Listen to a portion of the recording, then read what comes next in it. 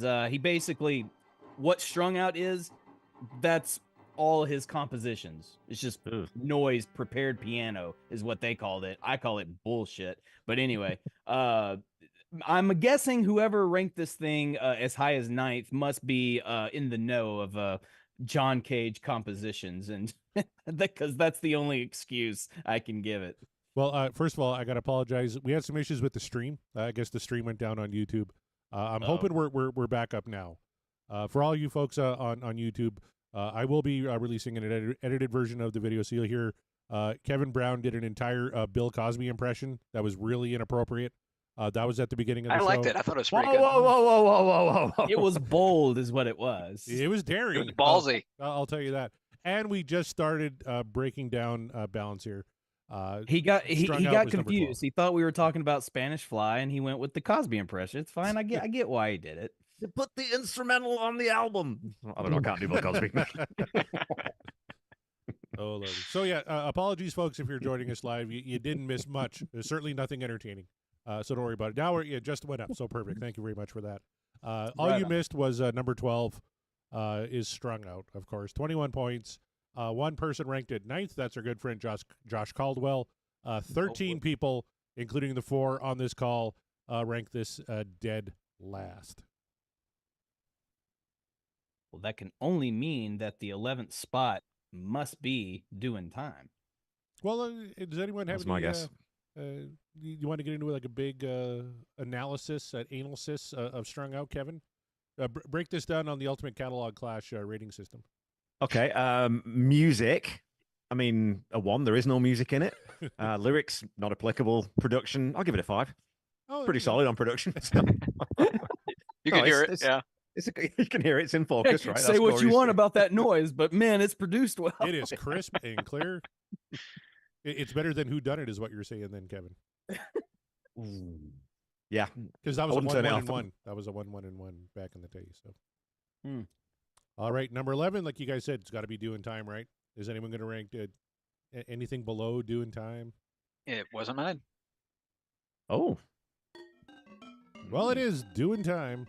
I'm already seeing some Can't Stop Loving You maybe next. No, it's not, though, unfortunately. Doing Time, number 11, 38 points. It reached as high as number 6 on somebody's ballot. What? Yeah, and only one person ranked this dead last. I imagine that's because Strung Out is also on this record. Of course, the audience ranking not available. So, yeah, who had it 6th? While you go around the horn, Mark, I'm going to look up who had this 6th. I thought that was pretty interesting. Yeah, I mean, it's kind of like, I guess I'm more positive on this one than Strung Out because, well, at least this actually has some sort of musical structure to it.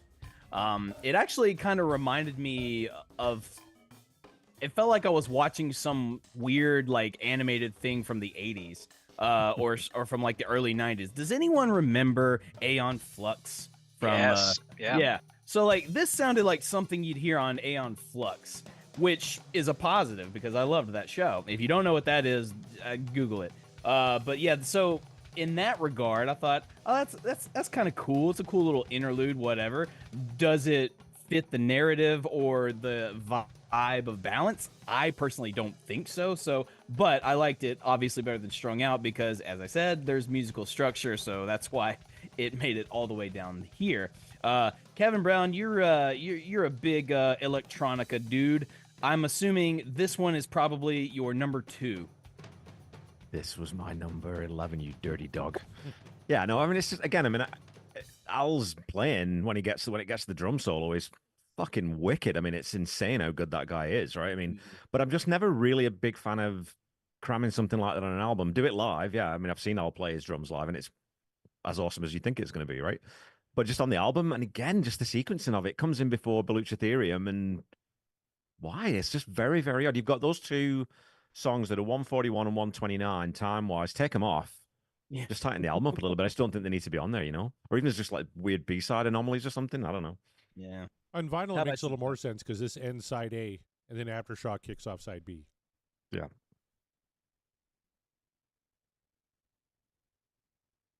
Mark, you're thinking?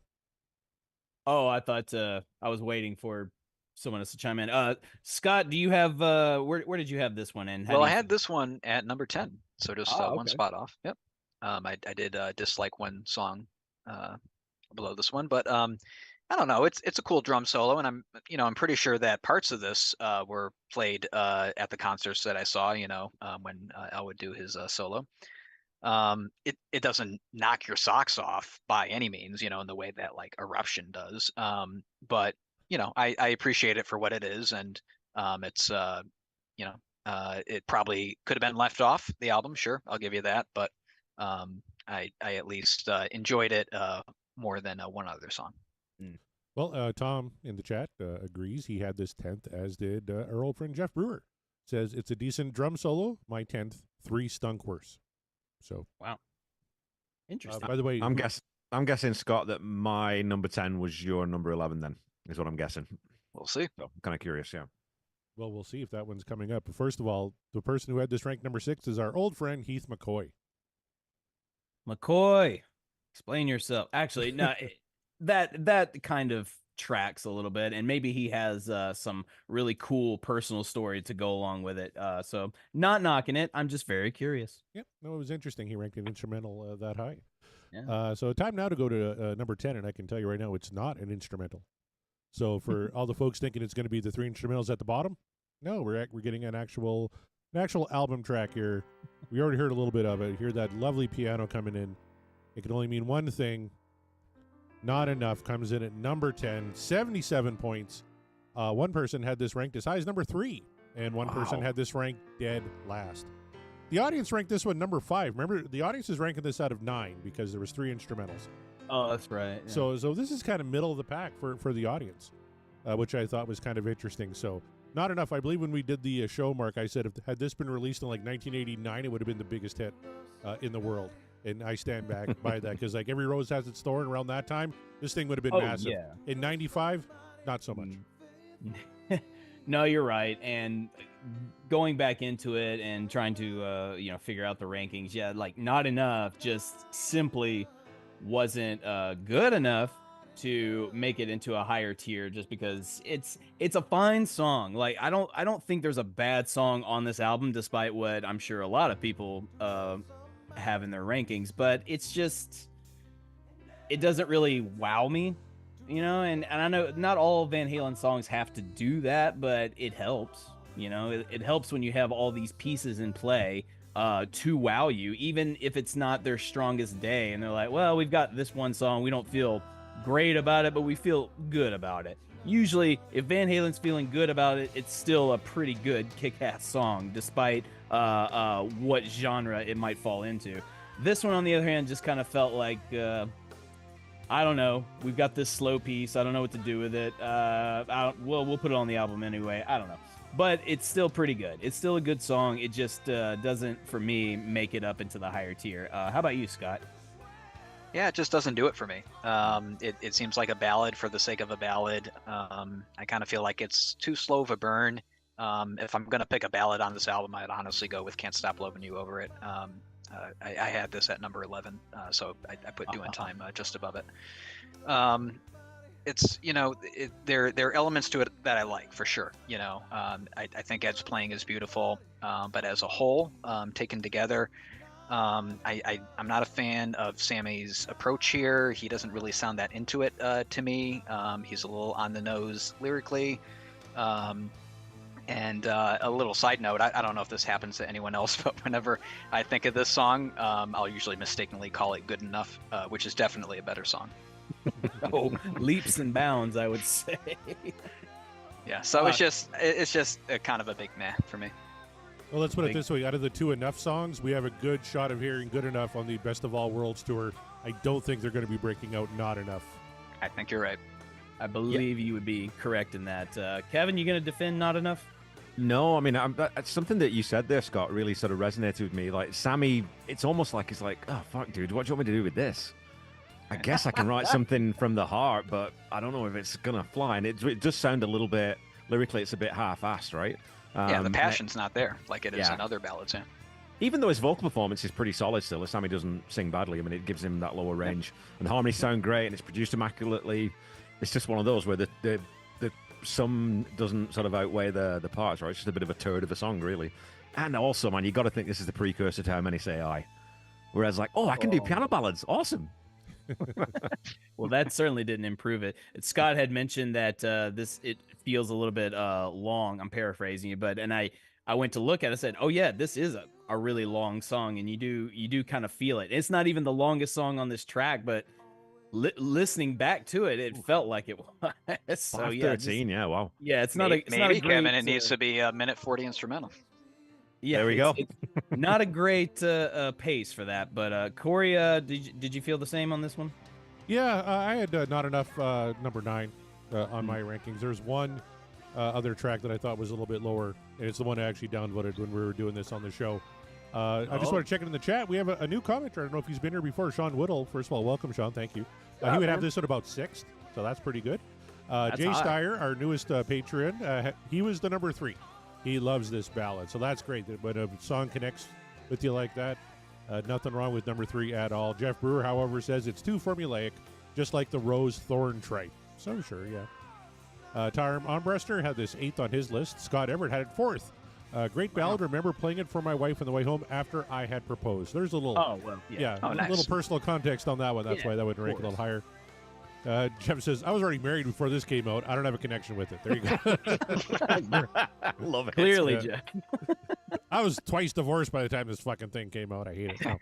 And Sean Whittle says, this is much better on Letterman in 95. And I was going to bring that up. Like, yeah, there was actually a pretty good performance of this on Late Night with David Letterman, or Late Show with David Letterman back in the day. Great. Yeah. Yep. All right. So that was number 10 we did, right? Not enough. Yep, number 10. So, oh, man. I am on a roll so far. Yeah, you're I'm doing 3 for 3 good. too. Yeah. What do you think number 9 is then? Well, if this is where I might lose you. I don't have this as my number 9, but I'm gonna make a guess and say it's Beluga Therium. Okay, but what was your actual number 9, Mark? Mine actual number 9 is Take Me Back. Okay. My number 9 was not enough, so I've already hit that one. Scott, what do you think this one's going to be? I was Take Me Back as well. Take Me Back, and Garden Note. It's not my number 9, but I think Take Me Back probably is coming in at 9th place too. I think that's what the general consensus will be. You're Look right. at that. Hit the nail right on the head. Take Me Back, Deja Vu. 84 points. One person had this ranked number 3. 2 people ranked this number 10. That's the lowest it got. The audience ranked this one 8th. So next to dead last in the audience rankings, because again, they go to 9. They don't do the instrumentals. So it finished as high as 3rd on one ballot and 10th on 2 more. This is kind of the a different kind of truth of the Sammy era I found. Kevin said different kind of truth. You can find rankings all over the place. They were kind of all over the place on balance too. This is the most divisive Sammy album by far, because I got a lot of people commenting when they send in Bounce saying, I love Bounce. One of my favorite records from the 90s. A lot of people saying, I fucking hate Bounce. Every song is a turd. So there's really a lot of big swings here. But makes Take Me Back sense comes based in on how this album is structured, I think. John Whittle not happy. He gave me the Darth Vader. No. Oh, no. A great song. Take Me Back for me. I actually kind of agree. I had number 7 on my ballot for Take Me Back, Deja Vu. That's where it is on mine too, Corey. Yep. It's not a bad song at all, Sean. Don't be discouraged by the rankings. It's just, as far as the audience ranking it that low is not a shocker, because the audience doesn't tend to like a lot of slower Van Halen movements. Certainly, you add the fact that it's a Sammy era tune. That's going to get a percentage like already lowered because reasons. But for me, just it was better, obviously, than Not Enough, but not by a lot for me, at least in my initial run through to rank these songs. But I don't hate it. I think it's still a fine song. It's just But Kevin, how'd you feel about it? I really like this song. I mean, it's got those sort of happy summer Sammy vibes to me. You know, it's got that kind of it's kind of a beach summer type of song. I think it is let down by a little bit of cringy lyrics here and there. You know, there's some desert island off Morocco. I'm just like, oh Christ Almighty, Sammy. Anything else? Seriously, dude, really? That's what you come up with? Oh my God! It's Clam Caravan. He's taking you on a trip, Kevin. Go along with him. So I mean, apart from that, I love the bridge in this one. And I like the melody in it. So I think overall it's a good song. It's just a decent album track for me. Never anything more than that, but I would never skip it. So Yeah, fair enough. Scott, how about you? You said you had this at 9 as well? Yeah, number 9. I think starting here is where I'm positive pretty much on every song from here on out. You know, the positives outweigh the negatives. It's kind of barely a thumbs up for me. I appreciate it being kind of light and breezy. I like that vibe. I really enjoy the chorus. My issue is kind of structurally, it just lags in parts for me, and it doesn't really feel that cohesive. And you've heard me say this before. It's perfectly adequate, I guess. That is correct. I think that's the perfect way to describe. If we have to use an example of perfectly adequate, and we're not talking about me and Corey's show here, the song "Take Me Back," Deja Vu, perfectly adequate. Oh yeah, What do you? I agree with that comment there. I see. I have a theory, Kevin, that you're Eddie Van Trollen, and you're popping these comments in there. I mean, Are you EDT? It's a theory. It's a theory. Yeah, it's a hypothesis. Yeah, if To be revealed on the rap show. If you couldn't tell from Tom's reaction here, can we have a civilization in all caps? He was the fellow who had it number 3. I was gonna say it's like Yeah. you must have that as your top 3. So it's hey, I'm glad that the song hits you that positively, Tom. I wish it did for me. It just didn't. This one kind of grows on me the more I hear it. I got to be honest with you. I would have ranked it lower, but it keeps creeping its way up on my rating. Yeah, It like I does said, have a very it's still positive not vibe, bad. so I can see why it connects. Yeah. Yeah. It's not bad. I do not hate the song. It just didn't fall very high on my ranks. Scott I mean- Edward had it 8th, better than Big Fat Money. The rankings didn't bear that out, but we'll get to that one. Eddie Van Trollen, a.k.a. Kevin Brown, says, definitely sounds like a Sammy Solo tune. I don't know. I think it's a little more elevated than a Sammy Solo tune. I'll Yeah, be I mean- honest. I think if it was a Sammy solo, I'd like it less. Yeah. No offense. I think the addition of the Van Halen, like the band of Van Halen, kind of just adds more good flavor to it. Yeah, he it's probably not- would have done it just like straight acoustic, and yeah. having Yeah. Eddie in there definitely lifts it up.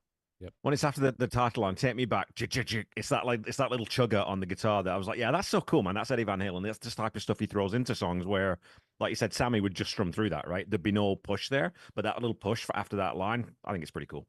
Absolutely. Jeff Love Brewer it, Eddie does agree Magic. with Kevin Brown on the desert island of Morocco cheese ball. The song is okay, is his final comment. All right, so that's number 9. Take Me Back, Deja Vu. Time for number 8.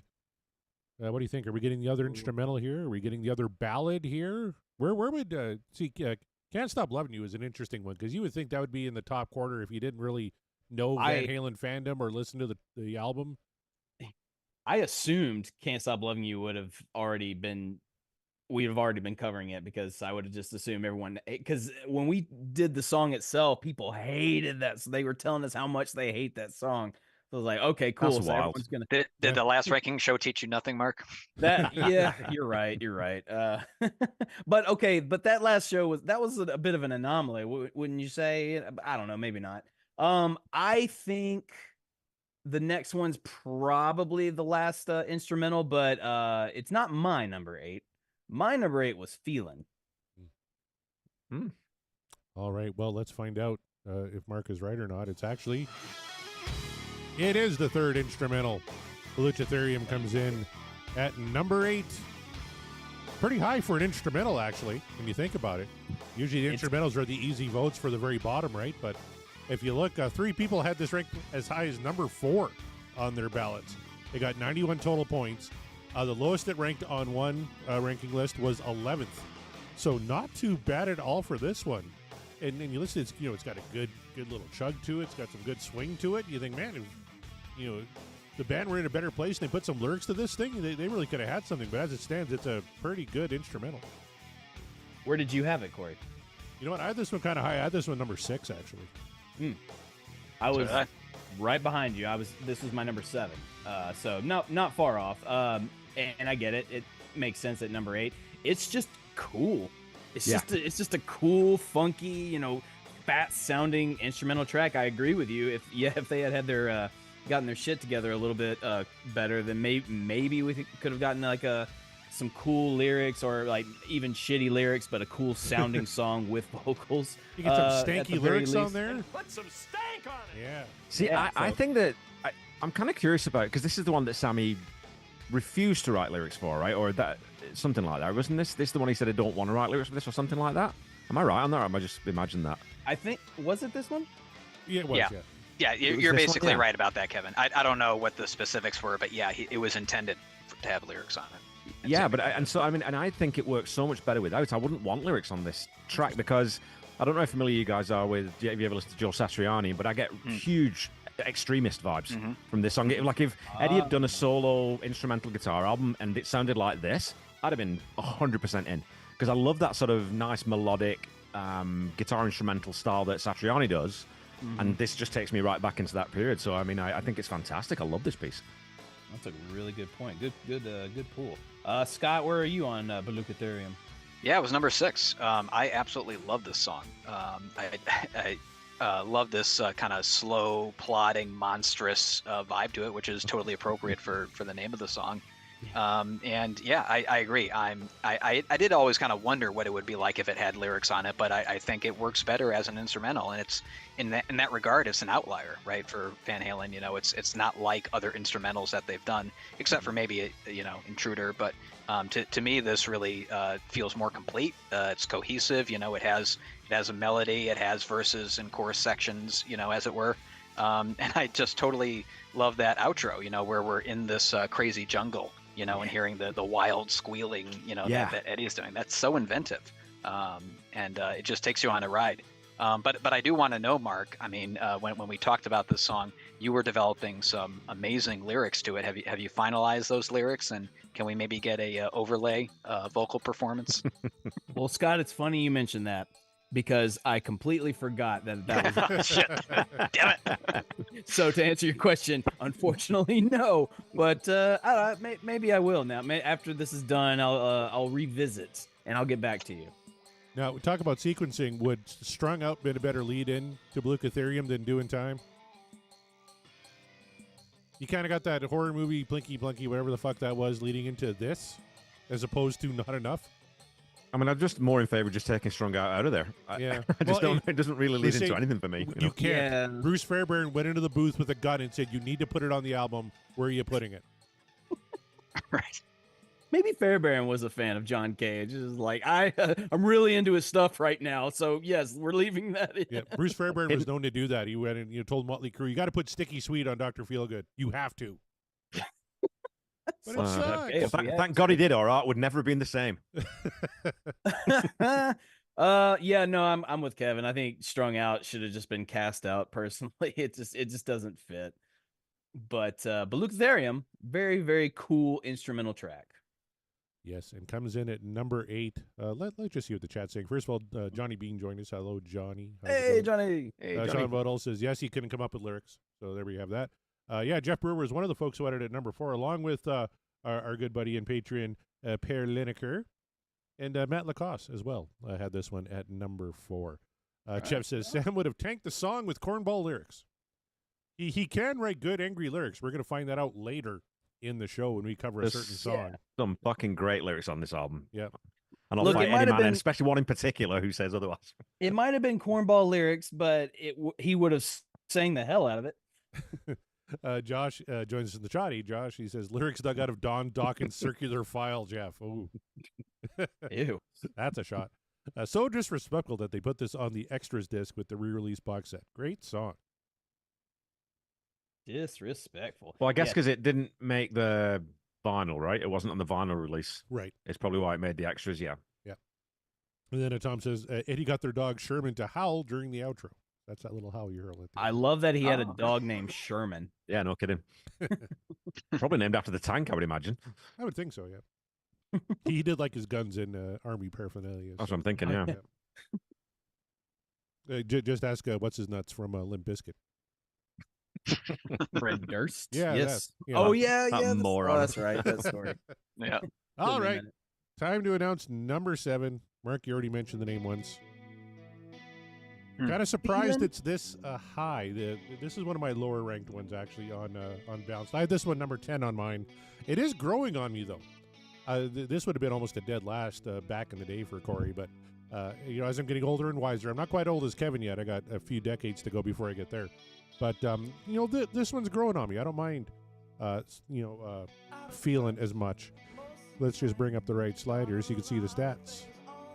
There it is. No, it's not. Nope.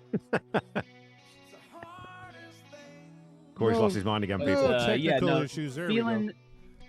It's it does grow on you. I think that's why it was honestly so high on mine, because I had originally thought Feeling was going to be towards the bottom of the list, and like I don't nearly dislike it as much as I thought I did. So it's a grower, not a shower.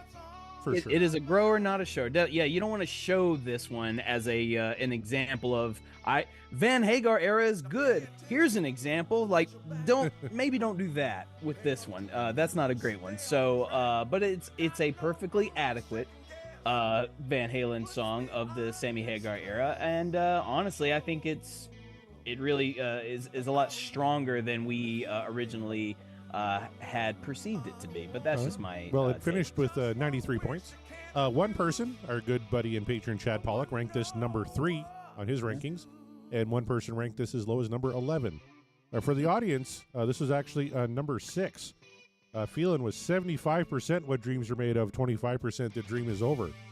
So a little surprised at those results too. Usually Sammy, I don't know, Sammy doesn't fare so well. Yeah. For a song like this, is not usually overwhelmingly positive. So yeah, 75% is pretty good. Yeah. Jeff Brewer asks, is Kevin really that old? I thought he was just really short. He's both. He is absolutely both. The power of Botox, people. It's the power of Botox. He's 80% plastic. He's more Tupperware than human at this point. I won't stand for short slander in this chat. I won't stand for it. So says this gremlin. Rachel. Yeah, I mean, it's funny you talk about you wouldn't give this to Van Halen. I would put this on if I'm giving, I don't know, like a dozen Van Halen songs, I might put this on as the last song. Just to say, look, they do the hyper boogie, they do the cock rock, they do all that kind of stuff really well, better than anyone else. But also, they've got this up their sleeve, and it's because it's this big, dark epic. It's got distinct movements in it. It's almost like a proggy thing in some ways, and it's got that sort of feral darkness with those. What I noticed was that those chanted harmonies, they almost call back to the opener, right, to Seventh Seal. Totally, yeah. And some really aggressive lead work from Eddie. I think it's incredibly cool, and I think, Scott, this was the one that I was thinking about. If you want a marker of where Van Halen's going into Van Halen 3, listen to this song. Because you can sort of even hear Corey, where you comes called from it, kind of a sequel, to A Year to the Day. So I totally see the connection there. Yeah. Let's all say hi to Connor Burton. He paid $1.99 to make this comment. We love you, Connor. It's a super chat. I don't know if I ever get to collect on those because we only usually ever get $1 or $2, but we'll take those $2. I'll go to Tim Hortons. I don't know, get a single Timbit. I don't know. Thanks, buddy. One Timbit through the drive-thru. Yeah. I would like one chocolate Timbit, please, and a glass of water. Chop, chop. Oh, boy. All right, what do you guys think of the lyrics in this one? I think they're really strong. Yeah. Yeah.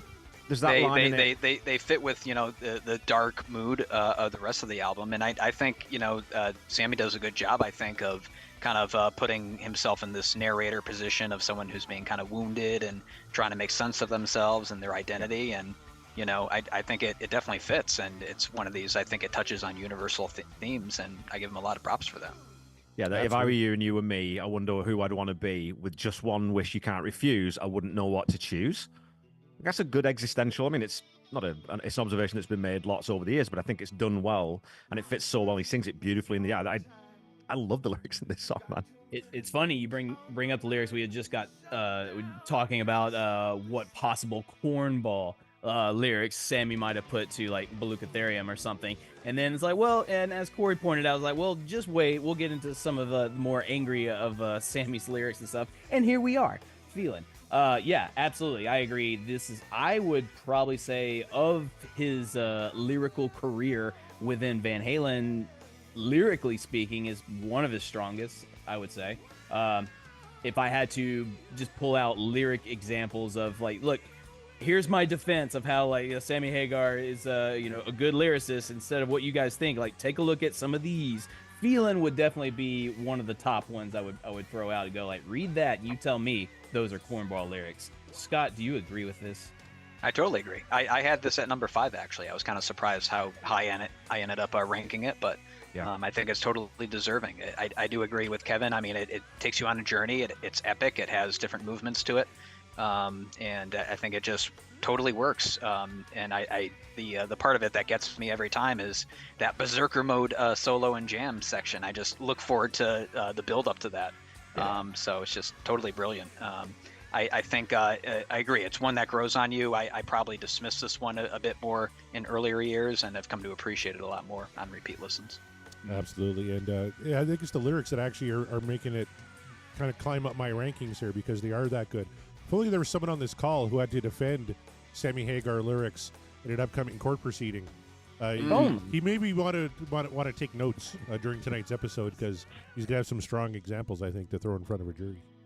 If that was to ever happen, Corey, I would think that that person would probably already have a decent stack of things already written down. Trust me. Well, you know what, your opponent may be listening to this someday, so why don't you tell him just how big that stack is? Taller than me. I know that's not very tall, Yeah. but as we've established. But well, Josh says, "Stand tall, short kings." Exactly. And like, how could we not talk if we're going to talk about this song? Like that high note at the end that Sammy just belts out is crazy. so powerful. Like, Yep. my God, that dude. How can you listen to that? We have so many people that listen to the show that are just so vehemently against Sammy Hagar and the Van Halen, Van Hagar era in general because they don't think Sammy was very good. And I was like, listen to this song and look at the lyrics and then listen to Sammy sing it. And you tell me this dude doesn't belong in this band. Are you kidding me? Get out of here with that. But yeah, no, it's fantastic. I love that. I had forgotten about how Sammy sings the song until re-listening to the album for the rankings and I wanted Feeling to go a little bit higher, but I was like, no, I think some of the other tracks are stronger, but let's not dismiss the power of Sammy's performance in this song.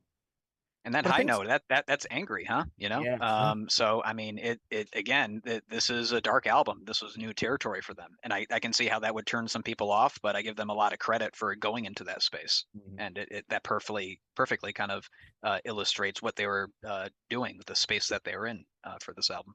Absolutely. Pretty much all my favorite bands are the ones that grow too, right? And if you compare this and look at it against something like Feel Your Love Tonight or Jamie's Crying, if you gave someone one of those two songs and this one with no sort of context and they didn't know the band, you wouldn't even think it was the same band. Oh no, tonally, lyrically, sonically, it's night and day difference. Yep. Let's go to the chat. Tar Armbruster is the fella who had it number 11. Said he wasn't feeling it this listen. Pardon the pun.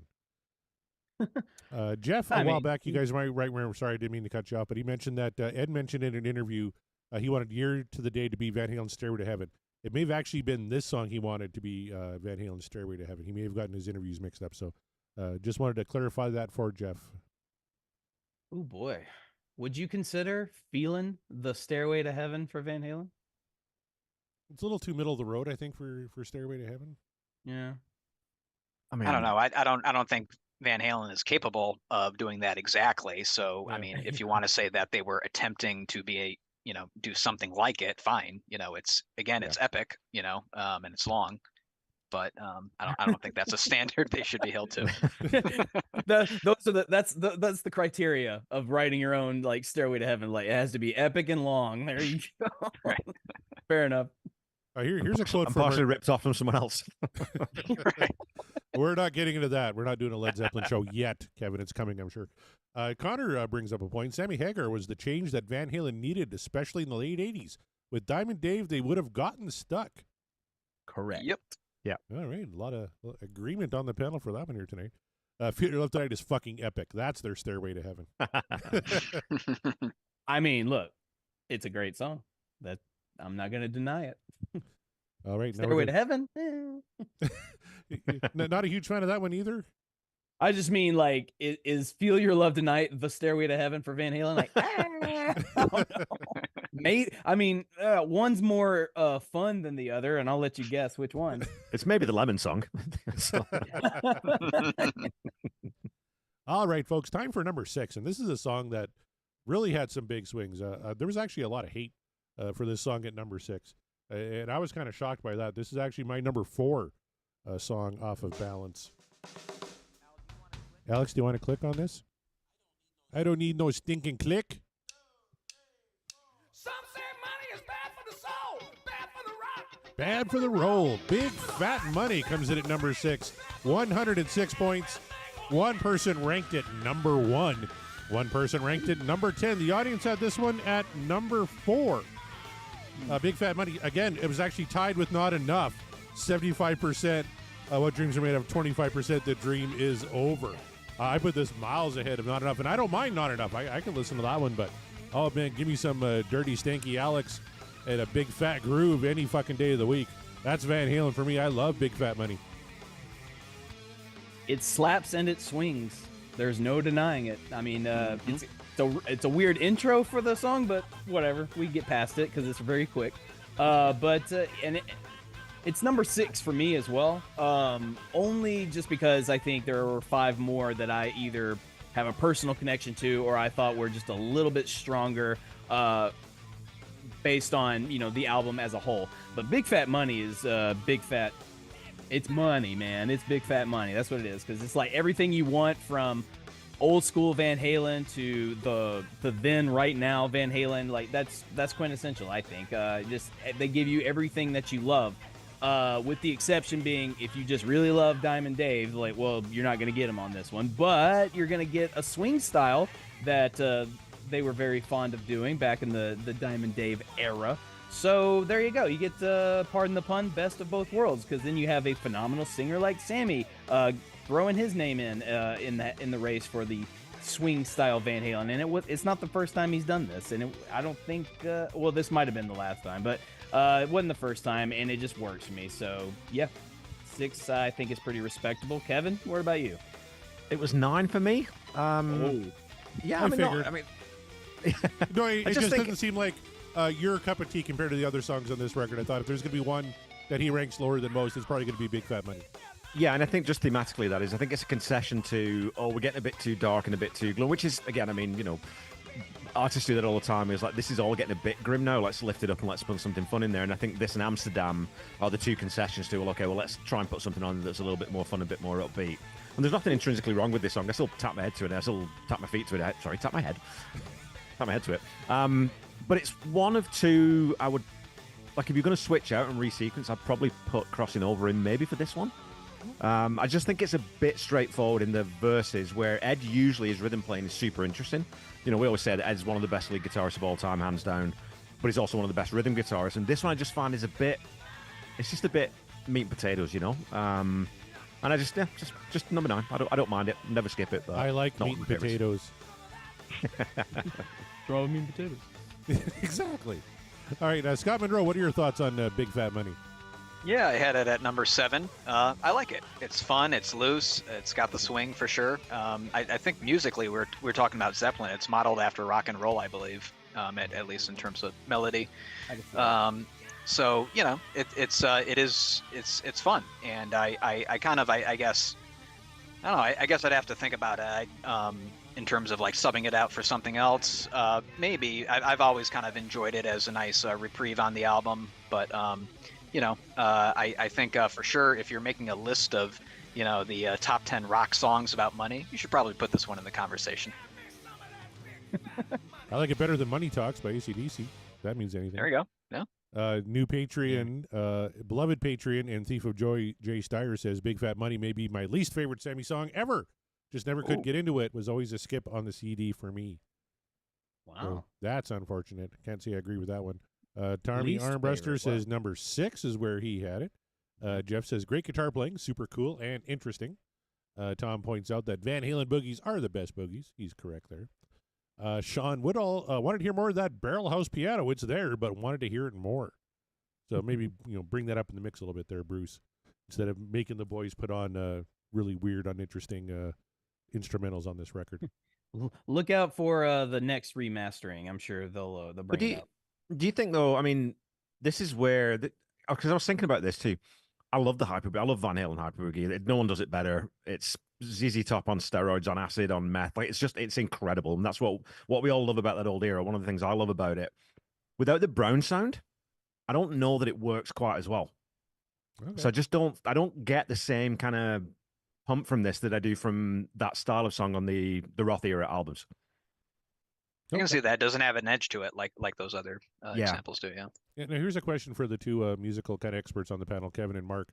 Scott Everett asks, or he says, I do not dig Sammy on this one.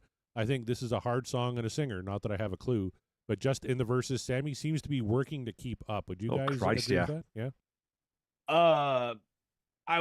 Yes, I would. Yes, and is he working to keep up? Sure, but it's also don't count Sammy out in terms, especially this era Sammy, where he's I could argue he's like in his prime vocally at this point, or maybe not his prime, but close to it.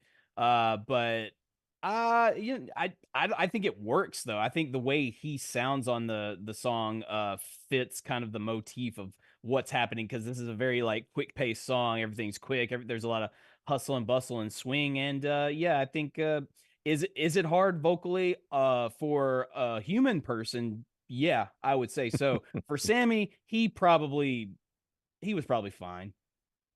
Oh, wait a minute. When he got abducted, did they replace him with a lizard man in a Hagar skin? Is that what you're saying? Is this That's a exactly scoop and what he exclusive said. on the podcast? That's That exactly could be what he said. I mean, I'm not going to exclude the hypothesis. All right, Eric's They going to write took an Sammy article on Belcher that. and they gave us Sammy Hagar. All right, let's go back to the chat here, boys. We have Eddie Van Trollen saying, this is one of those cornball lyric songs Jeff Brewer was referring to. Yeah, but Tom points out a pretty fucking good lyric. It's on my back, but it ain't my monkey. That's a very Steven Tyler-esque type lyric. This ain't groovy, this ain't funky. Yeah. It's on my back. But that's a great line, man. I love It's that. a really fucking good, cornball. No, that transcends cornball into brilliance. Diamond D, though, welcome to the chat. My friend says he cannot stand Big Fat Money. Maybe the worst Hagar songs. This song definitely has its detractors for sure. Yeah. Mr. Duds 1984, thank you for checking us out. BFM has that Get Up ending. Yeah, absolutely. Love that Get Up ending. Worst song off balance? Well, potentially. It finished pretty high here for us, though, number 6. And then he says, great show, fellas. He must be referring to you three guys doing a bang-up job like you always do. But Eddie Van Trollen says, speaking of the Brown sound, good to hear Corey's recovered from his ailment. Yes, thank you. It was a very long weekend. I didn't stray too far from the bathroom, but I recovered. I'm still fucking up tonight. I have no excuse for tonight because I am feeling better. But thank you for that, and thank you for all the well wishes from all the folks out there who did so. I noticed none of the people on this call wished me well or checked to see how I was doing. So you're all dead to me. I asked how you were feeling. So thirsty. I know. Such a thirsty little bitch. Jesus. I'm craving something because I do these podcasts and my partners are just devoid of any sort of personality or talent. And it's like I need something. It is true. I am just a void of nothing. I kid because I care. This is my favorite part of the week, getting to talk to Mark and Kevin too, as we're breaking down Ultimate Catalog Clash. We'll talk about that a little bit later, Kev. How do we do number 5 though? We're in the top 5. The top 5, yes. Who? I'd love to know. Let's say what do we think? What do we think? Well, I'm going to say it's Can't Stop Loving You, I'm which I thinking had, that too. which I had lower. I actually had it at number 5, and I can't really imagine any of the other songs lower than this one. So yeah, I would say Can't Stop Loving You. Although, there it is. Okay, good. There it is. I was just going to say, because Amsterdam took a kicking from That- some I mean- reporters, right? So It's true. Yeah, It, but it no, did, but I think we convinced some of the naysayers a little bit. So I don't know. I think they're afraid of Christie. That's why Amsterdam finished higher. That's it. Yeah. As well they should be. I know that's why I put it 1 and 1A on my rankings. But let's talk about Can't Stop Loving You, the hit, if you will, off of balance. It got 110 points, so it was right real close with number 6 there, Big Fat Money. The highest it ever ranked on anyone's ballot was number 2. The lowest it ranked was dead last. One person had this dead last. The audience ranking was also dead last. Remember, they don't do the instrumentals, so this was 9th for them. 69.9%. What Dreams Are Made Of. 30.1%. The Dream Is Over. When I talk about songs that were rising up and going down my listings as I was doing this one was steadily falling kind of the whole time. Back in the day, I'm like, it's a pretty standard ballad. It's not very Van Halen-y, but I like the chorus, and Sammy's singing it great. So I always kind of dug this one. It ended up being number 8 for me, and actually, even listening to it tonight, I'd probably drop it a couple more. I would probably put Feelin' above it now, and maybe even Not Enough. Like, and there's nothing wrong with it. There's nice harmonies on there. The chorus is great, but it's just kind of middle of the road, ballady, rock ballad of the time, which, like I said, 1989 would have been massive. In 1995, not quite so much. But I think even though like a rock ballad from this period, it's always made better by Eddie Van Halen. That's true. Yeah. The bridge in this is fantastic, and it's one of those rare songs in this catalog where Ed doesn't need to do a face melter. It doesn't need to be supported by this incredible solo by this virtuoso, because I think the melody alone carries it. It's just the stuff that he does in that little bridge into the outro just adds a bit of color, right? He's put some licks in there, and it's not really a solo as such, but I think it's a perfect pop song, is what this is. Where did you have it, Kevin? Number 5, yeah. 5, This is my number 5. Okay. Scott, how do you feel about Can't Stop Loving You? Well, I had it at number 8, like Corey, I think. It's one I played this and enjoyed it a lot more in my younger years, but it just hasn't held up well for me. It kind of feels like empty calories, at least on the part of Sammy, and structurally. I do agree. I mean, I like what Eddie's doing. The flourishes are nice, and it definitely elevates it, above your standard pop song. And his little solo section is quite pleasant too. I do enjoy that. But it just kind of seems out of place as well, on what is largely a dark and brooding album. The sequencing doesn't really make sense. I mean, yes, it does in the sense that this is the hit and they want to have it up high in the rankings. But I think structurally it should have been somewhere else if they're going to have it. But if it, I'll listen to it. I'm not going to avoid it, during a listen of balance, but I'm not going to seek it out. Yeah, side 2 opener, hey? Probably rather than sitting between Seventh Seal and Don't Tell Me. That would work a lot better, yeah. Well, as a lover of payday candy bars, empty calories don't bother me none. But I will agree with Scott though.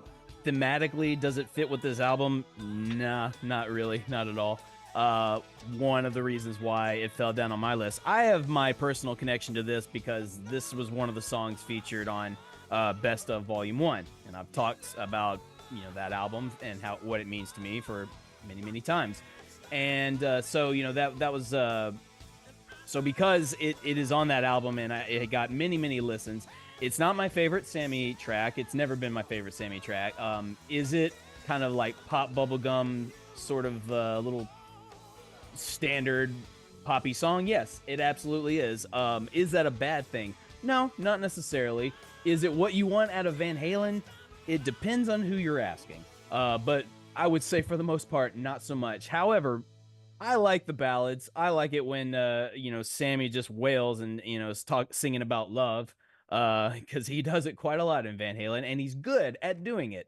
So, but this one is formulaic as far as a pop song goes. But as much as it was coming down on the ranks, because initially I thought it was going to be way higher because of my nostalgic connection. Like you, Corey, I just kind of found myself, okay, it just, I don't know. It's moving down the list. Doesn't fit the theme of the album entirely. So, but I couldn't, in good consciousness, because of my connection, put it outside the top 5. So, thus, here we are at number 5, and that's. But I can't fault anyone for saying, not for me on this one. Yeah. All right, well, let's check out the chat. Here's an example of the big swings you get on balance. Jay Steyer says, Can't Stop Loving You is a great pop song. It is. Whereas our good buddy Josh says, I loathe Can't Stop Loving You with the white-hot intensity of 1,000 suns. Have you no heart, sir? Have you no all heart? The guitarists, like the guitar people, like they really don't like this one. No, Jeff Brewer says the most unimaginative intro in Eddie Van Halen history. It's the antithesis of Mean Street. Wow, he worked in Mean Street somehow. Oh, he always will. He always will. It's like leaps and bounds, like has no relevancy, but he's still well found done, a way. sir. It's Kevin Brown's birthday. Happy birthday. Well, it's no Mean Street. Yeah. I think Jeff got a new shoehorn for Christmas. Mr. Duds, 1984, says he believes Can't Stop Loving You was the pop tune asked for by Bruce Fairbairn if Ed had any pop tunes laying around. So there's that. Makes sense. And I love that. Sense. He's like, I got this thing. Yeah. All right, perfect. You just had that laying around. It's like, okay. Tom Armbruster had this number 4. He says, I dig it. Tasty stuff from Mad, good harmonies. Dig the volume swells in the solo. Yes, that's all very good stuff. Yep. Sean Whittle says, cannot deny Sammy's vocal delivery is perfect. Yeah. But Eddie Van Trollen says, more like late REO Speedwagon. And that's a problem?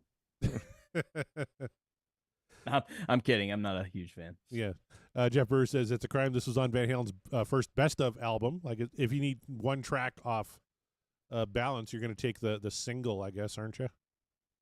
Yeah, but I also I get it, because there, you know, if you look back at Best of Volume 1, there's a few choices where I go, we put that on here. Interesting. Well, the worst choice on Best of Volume 1 was making it a single disc. Because if you do that with Van Halen's catalog, it's ridiculous. You can't do it, right? They realized their mistake with Volume 2. Like, whoopsies, we got more. Sorry. And we even got shitty leftover Sammy tracks to put on there for you, too. Up for breakfast, anybody? Can't wait to rank that fucker. But first, let's go back to Sean Whittle, who says, Corey is the new Casey Kasem, golden voice that everyone loves. All right, let's get back to the countdown then. let's do a long distance dedication here at number 4. You should hear the blooper reel for Corey, though. This is a long Casey's was something. This is a long distance dedication from Mark to Christy. He says, Christy, I love you with all my heart and soul, and I can't wait to marry you here in the new year. Please release my cat. It's sad that you took my cat hostage, but I promise I'm going to take you to this magical, faraway land after we get married, and we're going to light him up. So it's time for a little wham bam Amsterdam. Number 4, Christy's favorite song. We kept saying, if we ever do Amsterdam, Christy's going to be on the show. And then we rolled Amsterdam and she wasn't home. So now she's going to talk about it here. There she is, ladies and gentlemen. Light them up. We're just going to smoke about it. Not me getting burned. Amsterdam, 134 points. 2 people had this ranked number 1 on their ballots. 2 people also had this ranked as low as number 9. The audience ranked this one number 3 here. Christy coughing in the background. Amsterdam, 79.8% what dreams are made of. 20.2% the dream is over. All right, Kamires, go ahead and tell us about Amsterdam. Well, first of all, how did you read my Casey Kasem letter? Like, who sent that to you? That was verbatim, word for word, exactly what I would say. No, yeah, this was, I think I had this, at my number 4. Dude, I'm killing it with this ranking today. Thank you, audience. How about that? We agree, finally. It's fun. I don't understand, like, why, like, fun Van Halen, even if it's, like, goofy, like, why is fun Van Halen a bad thing? Is it just because it's not Dave singing, and because it's Sammy, it's not fun? Like, off with that. No. He's not giving you a Pulitzer Prize winning lyric sheet on this one, okay? He's laying it out simply. Hey, I'm getting stoned in Amsterdam. What more do you want to say? It's like, I'm in Amsterdam, I'm getting stoned. That's what you do here. That's what we all do here, among other things, but that's what we do. So, but musically, it rocks. It feels like a Van Halen tune. Like, they don't stray too far away. Does this fit the overall theme of the album? Again, maybe not so much. As Scott pointed out, like, maybe this one and Can't Stop Loving You are sort of the X factors, but it's still a fun rockin' track, and at the end of the day, that's what we all want for Van Halen. Am I wrong, Kevin? Yeah, totally, man. I can't believe this gets any shit at all. What is Sammy supposed to write to this music about Amsterdam? What, is he going to get in depth about fucking Rembrandt's Night Watch and go on some exploration of the Rijksmuseum? Like, no, you get Wham Bam but I wouldn't Amsterdam, want to hear that. Yeah, Wham Bam, that's a great line. It's shorthand for, well, there you go. That's it. There you go. It's done. Get to the point, you know? It's got a blazing solo in it. Al rides the bell in the chorus. It's a savage riff. This one I was thinking about, like, tonally, you could almost hear this riff and this style on 5150. It's got a similar kind of movement to it. And like you said, Mark, it's just fun. This song is so much fun. I love this track. I loved it. It was one of the ones that stood out as soon as I bought the album. Like, this is great. This is just rock and roll. It's what rock and roll should be and what it should do to my feelings, Corey. No, you have one feeling. I got one feeling. Sorry, my one feeling. Yeah, Randy Wood says you only have one feeling, and it gets hurt a lot. Where did you have this one ranked, Kevin? Number 4. Yeah. Number 4? Yeah, I'm doing quite well. As me and Mark are on it tonight. We are. Scott, are you on it? How'd you feel I'm about on it. Amsterdam? I had it number 4 as well, yeah. Woo! It's interesting though. As I think about it, I think this does fit a bit with the other songs because to me, there is kind of an aggressive tone here. It has a bit of an edge that maybe is lacking with Big Fat Money. To me, this fits a bit more thematically with the other ones. Listen, I'll defend the Wham Bam. It's fine, okay? You guys said it. It's fun. Don't take it too seriously. Just enjoy it. I don't understand why people get all worked up about that. Yeah. And I said this before, for me, when I listen to this riff, this is peak tone for me on this album. When I think about like For Unlawful, Runaround does that for me. I think of that as being kind of like the peak tone of the album. This one for me does the same thing. I just really am tuned into what Eddie's doing, and it's a fun ride. I will say also, I don't know if anyone else does this. I can't help but think of Hamsterdam from The Wire when I think of this one. Well, now I do. Yeah. I just want to throw a thumbs up for Alex's cymbal tone, too. Like that Big Al's Wild Ride on this is fucking killer. Let's go to the... That's because the production on this album, as like Scott said off the top, right? The production on this album is fantastic. Mm-hmm. But the separation of sound from the guitars, the drum kit, and the bass, you can hear every single part of this, every single song, really, really clear. Apart from, I think that was the other thing with Big Fat Money is one of the things. That's the only one where that separation's a bit lost. In this one, it's kind of like that fuck era where you can just hear everything like they're just sitting over there, right? You can see what they're doing. Yep. I think probably their best produced album. I'm a big Bruce Fairbairn fan, though. He produced all my favorite records growing up. I know Chris L will probably beat the shit out of me if I ever meet him for saying that because he hates Bruce Fairbairn almost as much as ELO. But we'll talk about that another time. Almost. Now you can take him, Corey. He's even older than me. You can take him. No, I don't think so, man. That guy works out. Anyways, let's go. Jeff Brewer, he's one of the folks who had this ranked number 1. He says, this is the best song on the album, regardless of the stupid chorus. I love Van Halen because of Ed, and I will ignore the lyrics if the music is this good. Scott Everett says, I think this one gets some heat because Ed hated Wham Bam Amsterdam, and that has kind of tainted it for a lot of folks. But John, he said this was his favorite, said it has everything. Great guitar, great background vocals, great drums. Absolutely. Mr. Duds, 1984, said, never understood Ed's disdain for the lyrics on this one. He could have vetoed it. He absolutely could have. Him and Alex were the band, right? That's what I was going to say. Is like, it's not like Sammy went behind their backs and published it. It's like, no, they were there for it. They could have easily had said, hey, not that, write something else. Yeah. And if they did, and maybe Ed vetoed the lyrics for Belushi Therium, and that's what happened. Yeah, and somebody just went, okay, then. Yeah. I mean, you write him. Jeff says, Wham Bam is a galactically stupid lyric. Still, the music is too good to be anything but number 1. And then Eddie Van Trollen, our good buddy, says, Sammy was torn between Wham Bam and Hot Damn. Kidding. I wonder Hot if Damn is they a little feel better. this. Do you feel the same way when you listen to? I was gonna say Wham Bam Shang-a-Lang. Oh, I was thinking Wham Bam Thank You Man. Also that. Is it just a stupid word or phrase? I guess people just don't like Wham Bam, or specifically Eddie did not, evidently. Christy, do you have anything more you want to add about your love for Amsterdam? No. I do have a question. You guys said Eddie didn't like this track. He wasn't the biggest fan. Yeah, he didn't like the Wham Bam Amsterdam. Well, in the lyrics, I think he kind of objected to Sammy's portrayal of Amsterdam.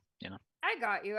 See, I was gonna ask actually like a question because in my mind it would make sense for them to make this song because Eddie was getting sober or was sober during this album, right? Still trying. I think he fell off the wagon during the recording. Yeah, I think so. Got you. It's been a long time since we did a balance. But no, I mean, like, I don't know. I guess, like, because Amsterdam's product has helped many people on the sobriety train, so I didn't know if that was, like, a correlation or if it was something he was battling with in himself that made him just not like the lyrics. But overall, for me, it's just a really fun song about getting high. Where did you rank it, Christy? Number 1? No. Ooh. Seven Seals is number Seven 1 Seals for me. number 1, yeah. Okay.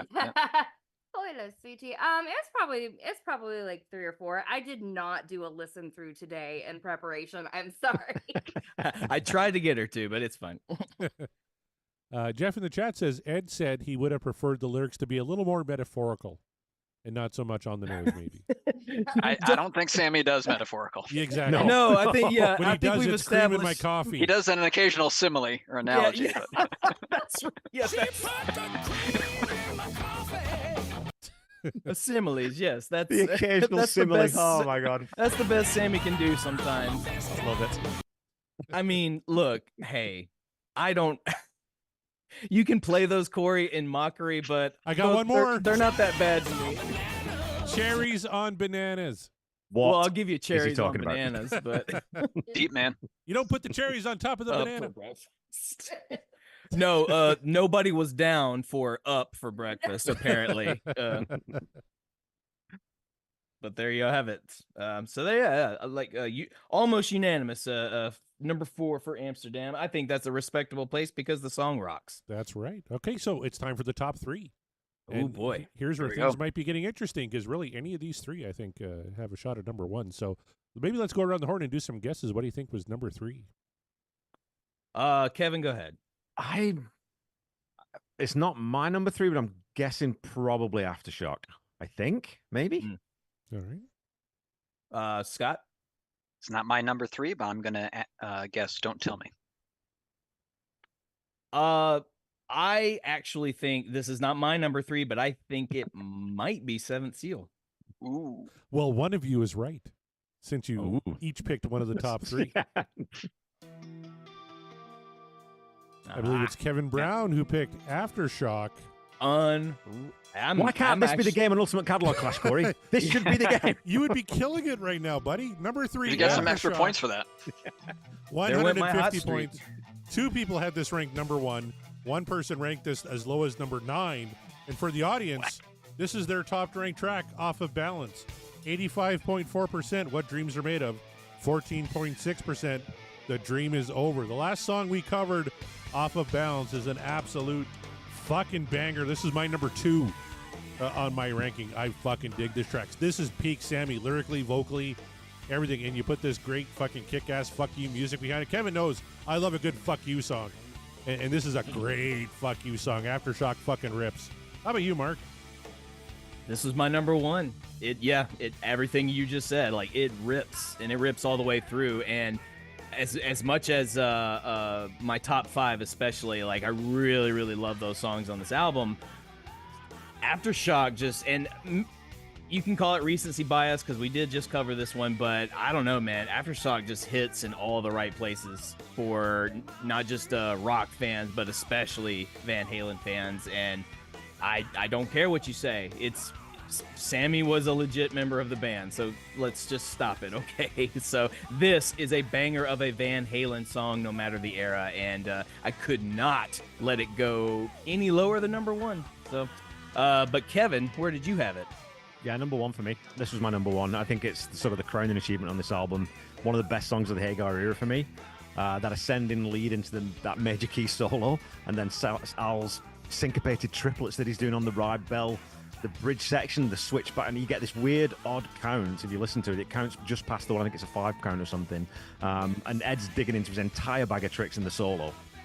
Like, it's just an absolute face melter. But the coup de grace for me on this one is it's that high note that Ed plays that leads into the second solo, and Sam sings Living with the Aftershock, but he starts it on the 3 instead of the 1, so he comes in off time. It's fucking killer. It just that's what like hairs on my arm stand up on that one. And Did you fuck say me, arms some or of the- ass?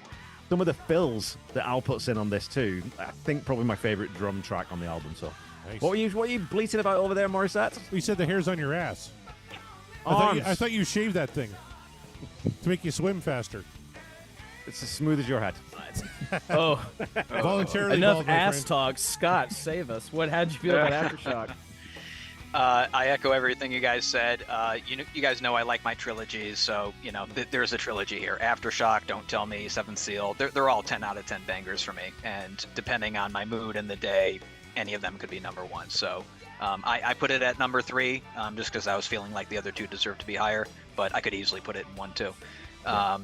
So yeah, it's start to finish, just incredible, and I think we talked about this on the show, and I think I said this in my manifesto, but like, yeah, Sammy's lyrics so raw, so personal. He is really reaching, I think, and I don't know, I'd have to think about it, but these may be, I think, Sammy's best lyrics, period, in the catalog. Definitely one of the examples that I would throw out to the people. So. Because again, we know he's specifically talking about a personal situation, but he makes it universal too, so you can attach your own feelings to it. So I think he just knocked it out of the park with that. For sure. Hopefully Kevin Brown is taking notes for something that may be coming this fall. I don't know. We'll find out. But let's go to the chat. Sean Woodall says, my number one. Great song. Absolutely. He calls it Ain't Talking About Love on Steroids. There you go. Even Eddie Van Trollen's on board. He says, great tune. And then he cautions Kevin that hair on your ass, it's only going to grow back thicker. Kevin's got the only self-cleaning ass that I know of. He could braid that fucking thing. Jeff Brewer says, my number two, great song. Solid lyrics. The guitar is great, but not as great as Amsterdam. I don't know. We got to find something else. I don't want to fade this out early, so talk about something else so I can keep listening to Aftershock. I was gonna make another I was gonna make a joke about he has the grow out the fur very thick because Saskatchewan's very cold. That's true. Yeah. So, yeah, and we all get our arse out in the middle of winter in Saskatchewan. Well, Kevin does. He's British. You want to keep everything below the waist, very much keep inside in Saskatchewan in the winter. You don't want any of it exposed to the cold air. Trust me. It'll fall Not off. a bit. Yeah, fall right off. That must have been a huge culture shock, Kevin, to come from Britain to a Canadian winter. That must have been something. You went from Horrendous, rain yeah. to snow and nonstop snow. Yeah, No, they have and, not. it gets so cold. You look down, and your little fella looks like the last cashew in the tin. It's just awful. You wonder what's going on. Where'd everything go? Well, it's even before you go outside. You must have an innie after that. Oh, good. and Literally, Mark, when I go outside and drown. Yeah, I guess if you live in Tennessee, that's a real danger. Yeah, And then we do year round. Just it's drink either a water. tornado or a flood, right?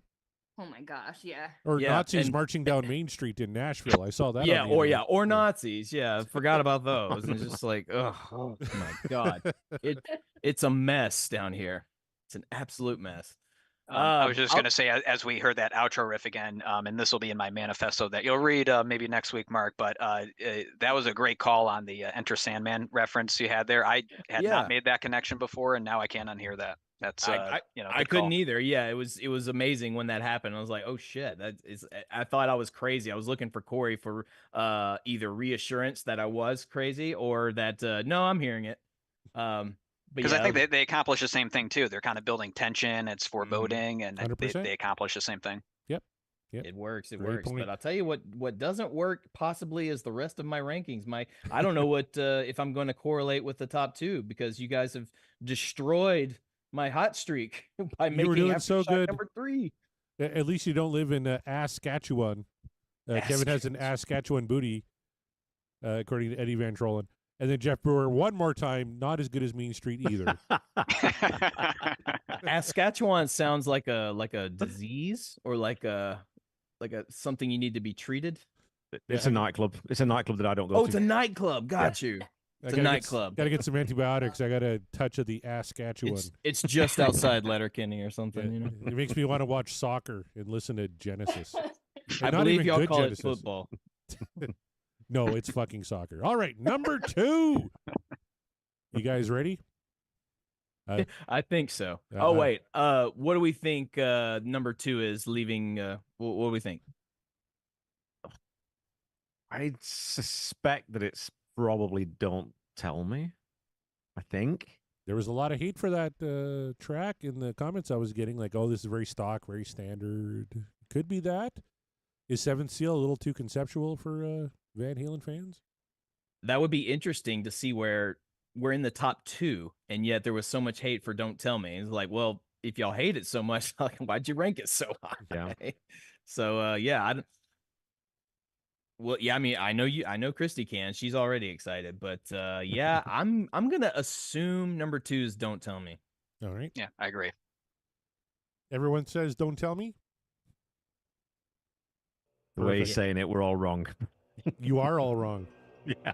Seventh Seal comes in at number 2, ladies and gentlemen. You sure you still like the rankings? I'm okay with that. Oh, she's okay with number I 2. love Don't Tell Me. love the whole album. Oh, though. this woman is amazing. Mark, you make sure you hold on to her. Seven I Seal. put a ring on it. That's right, you did. we're gonna fundraise and get you somebody to get her to Amsterdam. Seven Seal, 165 points. Highest ranking was first on 3 ballots. The lowest it ever got was number 5. So a lot of people ranked Seven Seal quite highly. The audience ranked Seven Seal number 2, 81.7%. What Dreams Are Made Of, 18.3%. The Dream Is Over. Seven Seal was my number 3. My 1, 2, 3 is really, really close. And I think it was just kind of on the day. This could swap with Aftershock and Don't Tell Me quite a bit. I love Seven Seal. I love he's telling the story. It's Clam Caravan on steroids, if you will. Mark Meyer, Seven Seal for you. Where did you have it? That was my number 2. It was right below Aftershock. And I, do I have a personal bias connection to it? Sure, maybe a little. But that doesn't stop the song from being an absolute banger. And obviously the audience thought so too, because or at least our patrons did, because they ranked it number 2. Yeah, there's everything to love about it. I love the story. I love the way the song is just structured. Sammy just sounds incredible. Sammy sounds incredible on this album regardless, but he's just really delivering in a big, bold way on this song that I truly enjoy. So yeah, it's got to be number 2. Kevin. There's number 3 for me. You're I fired. think like Scott said, though, really 1, 2, and 3 for me could have been, depending on what day you ask me on and what mood I'm in, I might give you a different answer. When I saw this one live, it was the song that they did immediately after Sammy's solo spot, his acoustic spot. So he did Eagles Fly, Can't Drive 55, and then they came out with this, and I swear to all things holy that they rammed the fucking faders up on Al's kick drum, because when that coffin door kind of slamming thing happened, I felt my fucking ribcage jump. Like, it was incredible. It was just so loud, man. It's the loudest thing I've ever heard in the show. I just think it's a great song. It's got a weird beginning. Like, the intro's super cool. It's very, very different. Very dramatic riff, and Al's drums. It's just all about Al's drums for me, this song. Love it. Good stuff. Scott, how about you? Yeah, this was my number 1. I remember too when they broke this out on the 04 tour, and I just went bananas. Didn't think I'd be able to hear it live, and was really pleasantly surprised by that. Yeah. To me, and again, part of this is nostalgia, like I said, but I think stepping back from kind of a technical and storytelling level, I think it's unparalleled on the album, and the storytelling probably more so. That's what I'm really drawn to here. And I got to give credit to you, Christy. You called it, an epic journey, Indiana Jones style. That's totally what it is. Yeah. It is. It's a quest. It's a spiritual journey that he's talking about. And I'm struggling to think of a better kind of narrative that Sammy has told before. He's told a few, but I think this one is definitely the strongest. With all the spiritual imagery, and for me, any video game fans out there, it gives me vibes of kind of like Castlevania in a way, because we got this hero who's using weapons like holy water and a cross to fight off evil and stuff. So it's like, it's really, maybe a little over the top, but it's, dramatic, and it's got these very strong spiritual overtones to it. And I adore Sammy's singing. Mikey's harmonies on the down, down, down part are really nice icing on the whole thing. I love Eddie's tone in the bridge section where it goes under darkened skies, we'll see the light. That's just a really powerful section for me. It all just comes together, and it's just clean. It's amazing. I would argue it should be in the conversation for the strongest album opener, alongside maybe others like Mean Street, Good Enough, Pound Cake. I think it's up there. I'll make that argument. Yeah. So and of course the Tibetan monks. Who doesn't love the monks? That adds a nice layer. And I do like. It's not just of course it opens the song and then it comes back again after the first chorus. So I think it adds a nice layer there. Start to finish, it's just a great story, and that's what I think that's what makes it stand apart from everything else. It does tell a great story, and that's why I compare it to Clam Caravan, which any self-respecting music fan will know is a Spinal Tap song.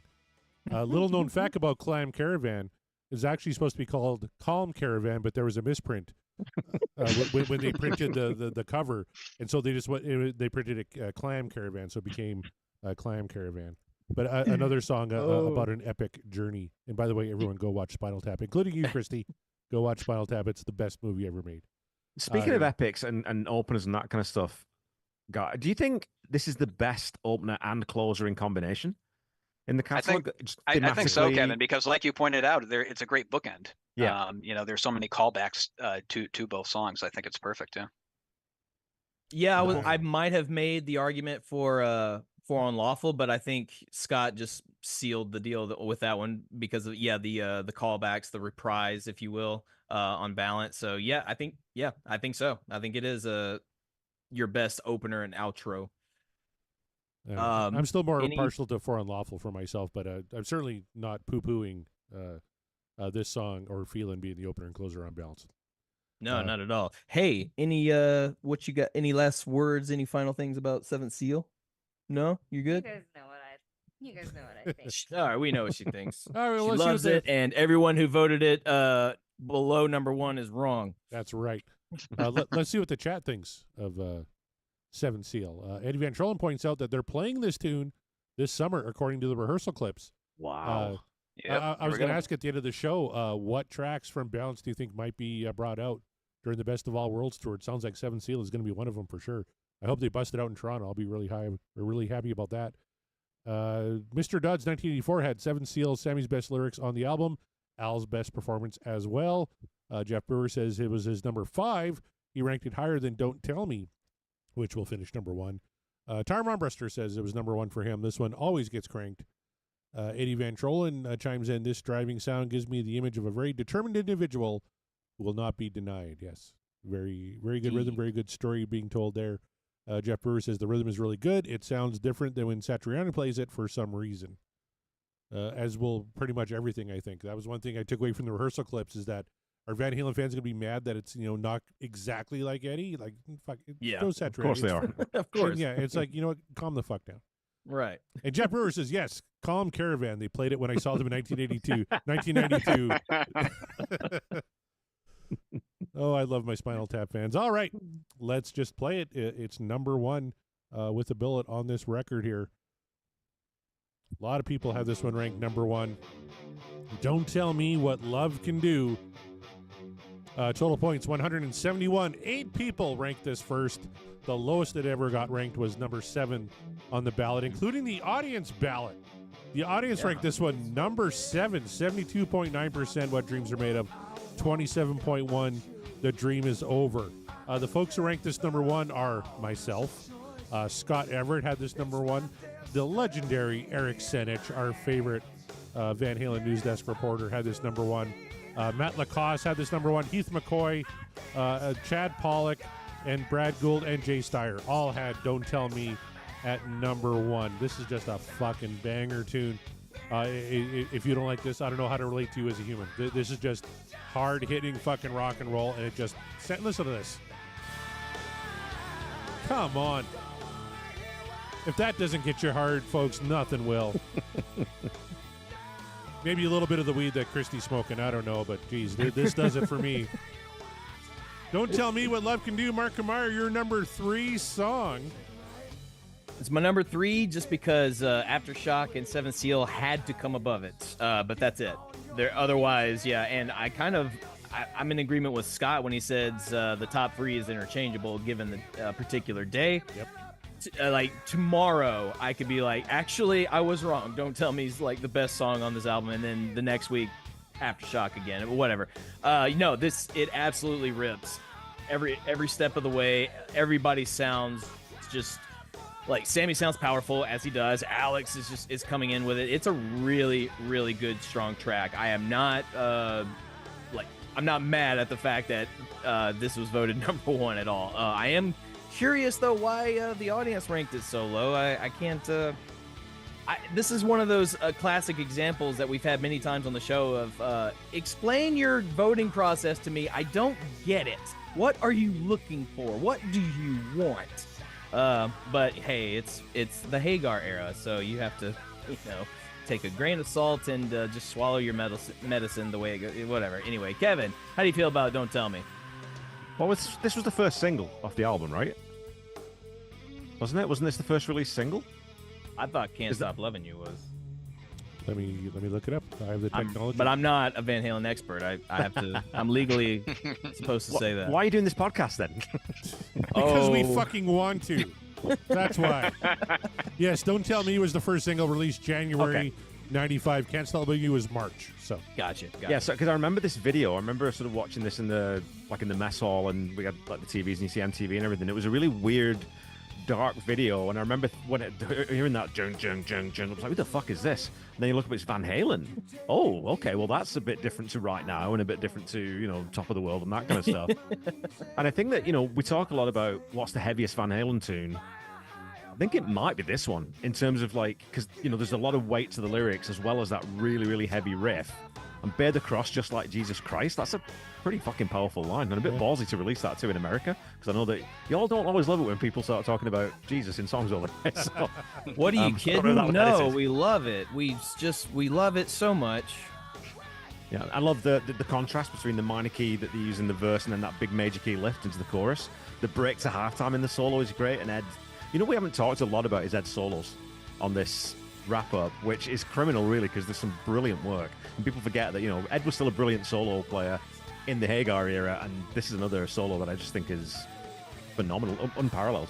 Oh yeah. Scott, how about you, man? Yeah, it was number 2 for me. Like I talked about before, I really appreciate the edge that's going on here. Again, it fits in with the grunge era. It has those dark grungy overtones to it, and I really like that. I think the riff is next level, and I'm sure after tonight it's going to live rent free in my head for the next day or so. I would put it number 1 tomorrow probably. Interchangeable again. And I totally understand why it's at number 1, and I think it's deserving of that. It signals the much different direction that they were going in on this album, and I appreciate that they were ballsy enough to do that and go to this darker place.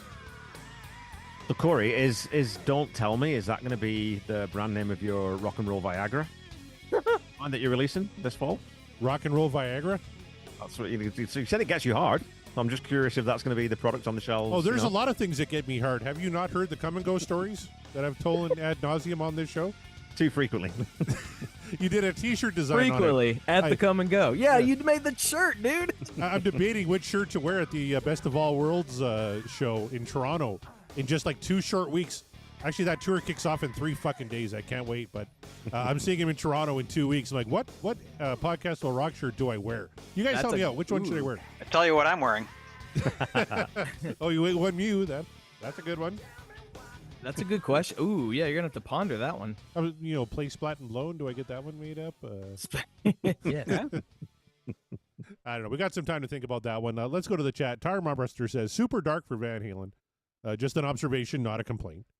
Mm-hmm. Scott Everett says, I've been up and down with this song through the years. As I'm older and maybe a little grumpier, definitely number 1 for me at this point. Great song to throw weights around to in the gym. And yeah, next time I go to the gym, I'm putting on this track to see if I can maybe lift a little more than I have been.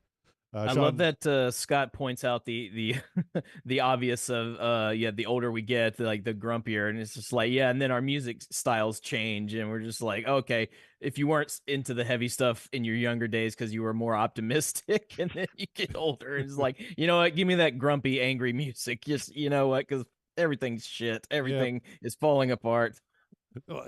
Especially in America. God, I've been seeing what's been happening with your upcoming elections. I'm like, dude, man, it's a dark time for our brothers to the south. But Sean Little points out another vocal performance that is perfect.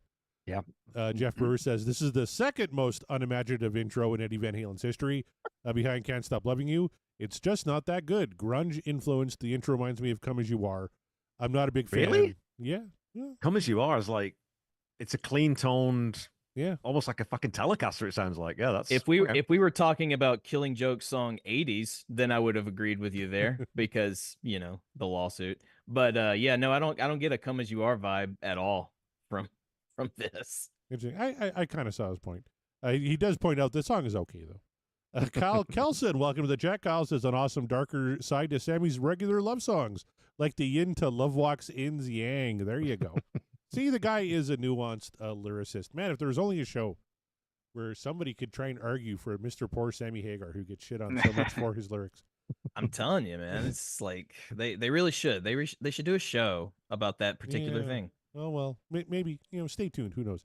Jay Steyer says, I'm seeing Sammy in Atlanta next Tuesday. Can't wait. Yes, tell us all about it. We're going to be on the air next Wednesday, spinning the wheel, I guess, technically for the final time to talk about the last song that we have in the Van Halen catalog, a little tune called Atomic Punk. Can't wait to hear about Jay's experience. I'll be seeing him in 2 weeks. Eddie Van Trollen asked, am I going to post a review of the concert? Oh, fuck yeah. I'll let y'all know. We'll take some video, take some pictures. I'm meeting up with the Bogus Otis boys. We're going to, drink some Red Rocker brew, maybe get some tequila, and have a great fucking time just off of Lake Ontario in Toronto. I can't bloody wait. It's going to be so good. Yeah, I can't wait. I did invite Kevin, but he was a little too wussy. He's like, no, I don't know. I don't want to ride on a plane. It's Corey's independently wealthy and I'm not. That's the problem. Because you got some big shit happening too, my friend, pretty damn quick. You got to save some money for. As we wrap up, and Mark's going to do the kind of plugs, make sure you talk about your trip to Florida. Okay. All right, that's it. That's Balance. That's a really good fucking record. That's one I never would have thought.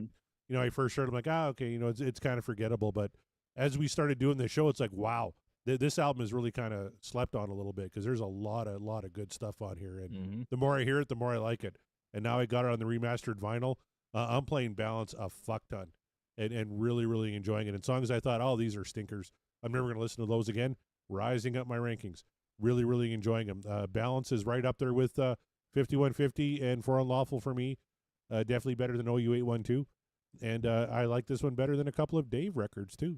And I think it kind of shows, Corey. I mean, despite all of the tension going on with the band at the time, that led to some great creative stuff. That can be a good magic ingredient sometimes. Yeah, absolutely. And sometimes bands get their best stuff when there's that kind of friction.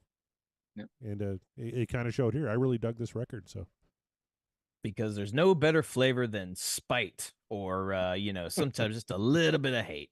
Just a little bit. What do we think of the album art though? That is a little different. That's probably the worst cover art maybe in the history of music. It's not my favorite. That's what I'll say. It's not my favorite. Wow.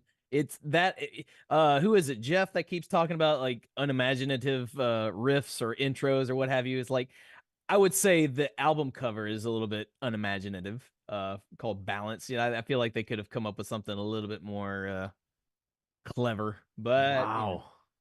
I don't know. It's not the worst album cover. It's just, it's not my favorite. I love that album cover. I think it's so striking.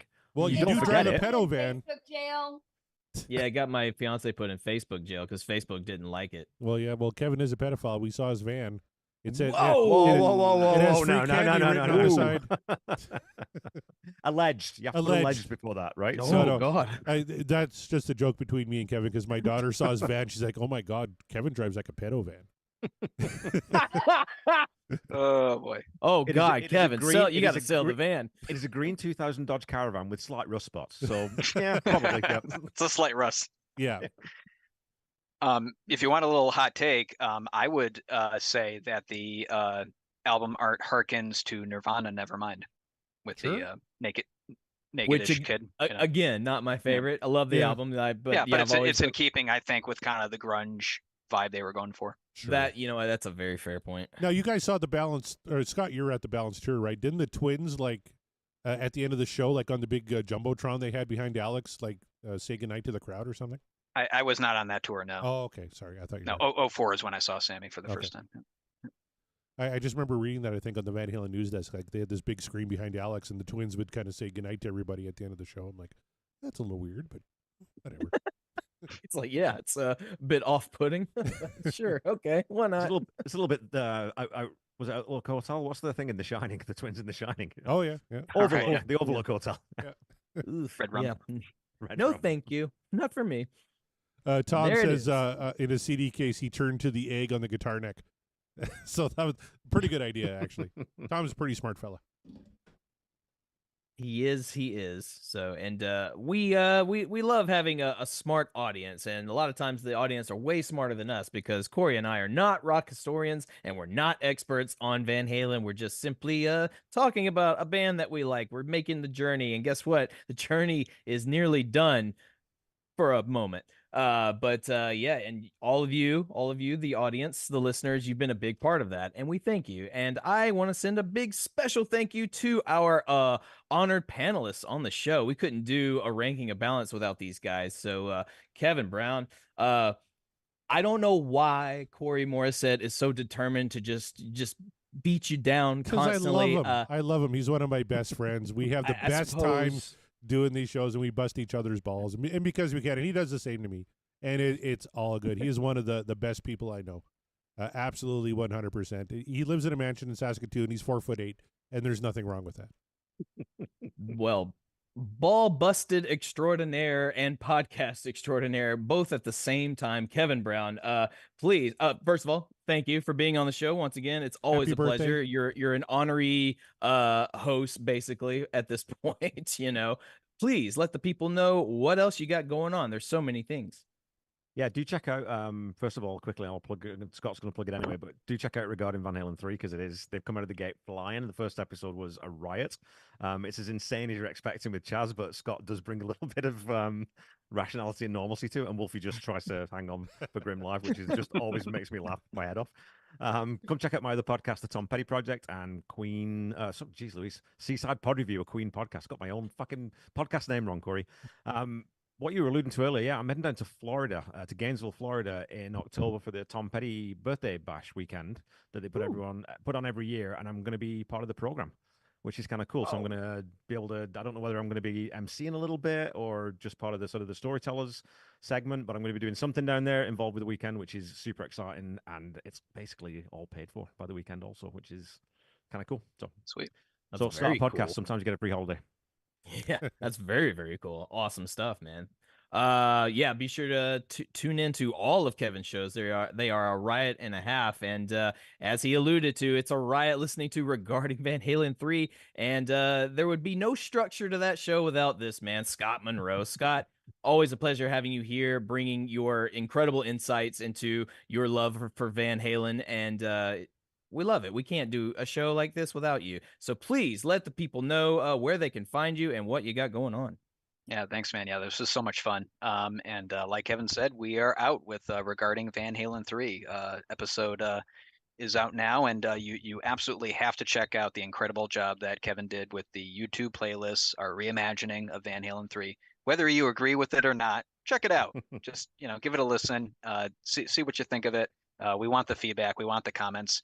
And most of all, we want people talking about this album that we think is misunderstood and deserves some more listens and looks. So check that out. And regarding Van Halen 3, we'll be continuing. We'll have episodes out about twice a month from now through the fall into the early winter. If there are any people that can sway you on your negative feelings on that album, it would be that crew. So definitely tune into that. Yeah, even myself, like I've had nothing good to say about Van Halen 3 at all, and yet every time I hear Scott's perspective or Chaz comes in with his hot takes, it really does make me kind of rethink things. And I'm very I haven't done it yet. I cannot wait to hear what you and Kevin have worked up for this reimagining Van Halen 3. I'm waiting. I'm waiting to gather the courage to put those familiar songs back into my into my brain. I no doubt they will be much improved, and I look forward to it. So very excited. And I'm excited for all of you to continue the journey with us as we move forward. As I said, the show in this iteration is nearing its completion. In fact, we are in the final days as of right now. So if you are just tuning in to us recently, welcome. Don't go anywhere because we're not completely done yet. So, but we encourage you to keep listening, keep sharing, let people know about the show that we've done. That let them take the journey that we just went on. Maybe they'll have similar opinions. Maybe they'll have varying opinions, and they'll absolutely hate everything Corey and I have said. And that's okay too, because we just appreciate you listening. That's what it's all about. And be sure to check out podcastwillrock.com for all the backlog episodes in case you are making the journey now. And you have all the links to the socials, the links to the merch store. As we've mentioned, there's a lot of shirt designs made by that guy right over there, or where are you at? There you go. Kevin Brown. A lot of designs from that guy, and they are spectacular. So head on over to the website, get yourself some merch. It helps us out. And remember to like, share, subscribe, all the things that you're supposed to do in order to help us survive. And if you want to really help us survive, you know what? Come on over to our Patreon, because that is where all the stuff is happening. You'll get perks like joining the Discord where all the great conversations are happening. You get to meet guys like Kevin and Scott and all of the panelists that we've had in the past. Believe me, it's worth your time. It's lots of fun, good stuff. We got good stuff on the way. Corey, what do you say we just we end this? Well, you know what? I would, but I said all those nice things about Kevin Brown, and then he doesn't even plug the show that he and I do together. You're just sitting here being a I complete was waiting for you dick. to. I was giving you. I was just extending an Being a olive total branch. fucking dick. So now I got to do it. An olive branch. Kevin and I do a little show called The Ultimate Catalog Clash, where we're breaking down one artist discography each season. Season 1 was Phil Collins' Era Genesis. Season 2 was 1990s Metallica. And Season 3 has been the first 20 years of the Foo Fighters. It's been quite the journey. And as Tom points out this week, we took a little sidebar into Weird Al Yankovic for a little bit. He was a fan of that. I'm glad. I was a little worried because we just kind of went off on a tangent on that one. But we're almost finishing up. We have 4 or 5 episodes left in that season. Yeah. And check out the Ultimate Catalog Clash. Kevin and I have a lot of fun doing that show. We play a lot of games that I beat him at, and we listen to a lot of cool music. So even though Kevin would rather brag about Florida and his Seaside Pod review and the fucking World Cup he's got going on right now, he didn't even talk about that. He wouldn't mention our show at all, or any subsequent future shows, which may or may not be coming down the pike right now. But I gotta tell you, I'm a little bummed now. Kevin just kind of ruined my night. But hey, had a lot of fun here tonight with Scott and with you, Mark. So why don't you wrap this fucking thing up? Join the Patreon if nothing else. I'm sure you'll get the upcoming new episodes of the reality show dealing with the relationship of Corey and Kevin. It's a roller coaster, I tell you. It's if you like The Odd Couple, boy, you're really gonna think this is something. I'm not tall enough to ride the roller coaster, Corey, as you all know. That's was cruel. very true. Join our Patreon to see videos of Kevin Brown on stilts, and that'll make for some great comedic content. We need it. We need more comedic content. So not just these live shows. Anyway, be sure to check out all the shows, all the things that we plug. Thank you so much for tuning in to us. We are, and the podcast will rock, and we will